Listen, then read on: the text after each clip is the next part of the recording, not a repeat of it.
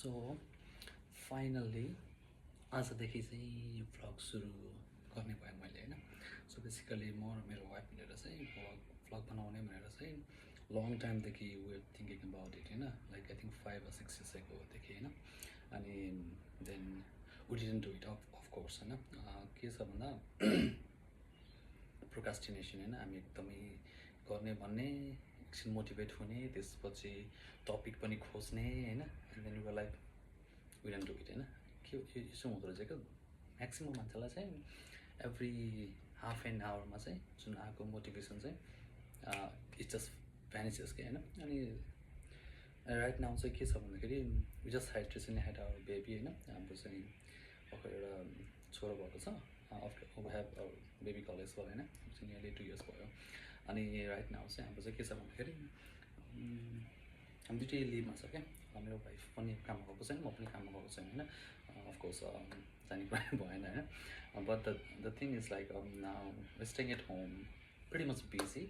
But हुँदो रहेछ के भन्दाखेरि बिहान उठ्यो, खाना पकायो, खायो होइन. अनि एकछिन टिभी हेऱ्यो, त्यसपछि अनि मेरो छोरी एकदम टिभी हेर्ने भएको छ हजुर होइन. So really concern about it as well होइन.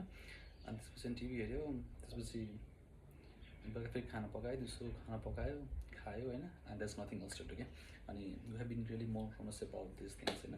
अनि त्यही भएर हिजो चाहिँ हाम्रो एनिभर्सरी थियो अप्रिल 20 अनि बिहान उठ्दा चाहिँ मलाई एक्कासी आयो कि why don't we make a vlog के होइन.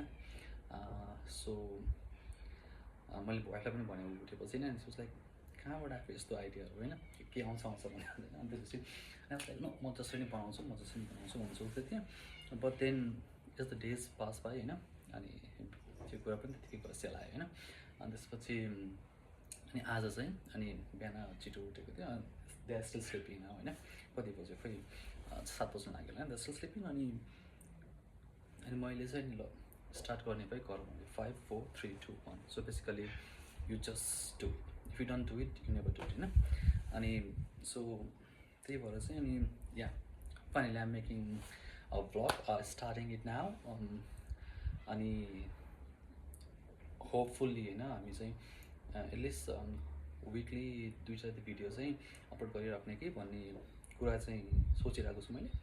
अनि त्यसपछि अब blog can be of anything कि अब यो डेली लाइफ होइन. किन मेबी सम लाइफस्टाइल थिङ भयो होइन. अनि यो having some good time with यो फ्रेन्ड्स अफकोर्स होइन.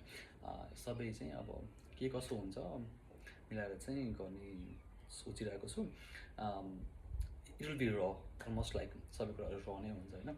किनकि I really don't know how to do this video editing and everything. But म चाहिँ अब नियरली 6 weeks चाहिँ लिभमा बसेको भएर सायद अलिकति आफ्नो त्यो स्किल पनि डेभलप हुन्छ होइन. किन भिडियो एडिटिङदेखि लिएर टकिङ होइन किन पनि डेभलप हुन्छ कि भन्ने हिसाबले चाहिँ बनाउनु खोजेको होइन. So let's see how far will go. Yeah त्यही हो होइन.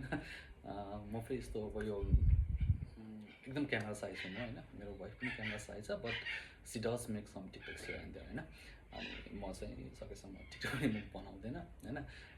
अनि डिजिटल्ली म प्रेजेन्स कहीँ पनि छैन होइन. म प्रेजेन्स चाहिँ समहाउ फेसबुक इन्स्टाग्राम चलाउँछु. तर चलाउनुको मतलब यो ओके म त्यति पोस्ट पनि गर्दैन. जस्ट स्क्रोल गर्छु, स्क्रोल गर्ने त्यही हो. टिकटक पनि स्क्रोल गर्ने हो होइन. अनि अफकोर्स अब फेसबुकमा त मेसेन्जर त अब obviously you need to get some I mean तिमी बोल्नको लागि चाहिहाल्छ नि होइन.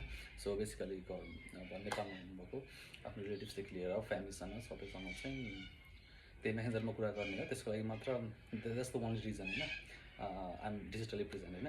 अदरवाइज म त्यस्तो भएको पनि छैन. So yeah so from starting today I'll try to be digitally present I would say. हेरौँ के हुन्छ. अनि बिस्तारै बिस्तारै भिडियो एडिटिङदेखि लिएर हाउ टु टक भन्ने कुराहरू पनि सिक्दै जाने विचारमा छु. या होपफुल्ली हामी एज अ कम्युनिटी बिस्तारै बिस्तारै ग्रो गरौँला. We are not in hurry anyway होइन. I hope you guys will like the content. I know. Let's see how it goes. Yeah. Alright.